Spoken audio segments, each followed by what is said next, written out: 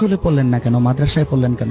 স্কুলের শিক্ষা তো এত বড় শিক্ষা না। আম্মু বলছে যে মাদ্রাসায় পড়ো, মাদ্রাসায় পড়লে একদিন বড় হবা। মূলত কারণ হলো আল্লাহকে খুশি করার জন্য মাদ্রাসায় পড়তেছি। স্বপ্ন কি আছে? আমার স্বপ্ন আল্লাহকে খুশি করাই, একজন হাফেজ হবো, একজন ভালো মানুষ হবো, এটাই স্বপ্ন। আমার বাবা চাকরি করে, মা বাসায় কাজ টাজ করে, হাউস ওয়াইফ। বড় হয়ে মায়ের জন্য কি করবে? বলছিল আম্মু যে আমি মরার আগে যেন শুনতে পারি যে তুই হাফেজ হবি। আমিও আল্লাহর কাছে দোয়া করে যেন হাফেজ হইতে পারি। পারবা মায়ের স্বপ্নটা পূরণ করতে? মানে আল্লাহ তালার কাছে গিয়েছি, এখন আল্লাহ তালা ফিরাই দিবে না। অনেক কুরবানি করতেছি, এখন আল্লাহ তালা দিবে ইনশাল্লাহ। প্রত্যেকটি নামাজের মোনাজাতে কোন মানুষটার জন্য দোয়া করে? সবার জন্য দোয়া করি, আব্বু আম্মু দাদি নানি। বড় হয়ে মায়ের জন্য কি করে?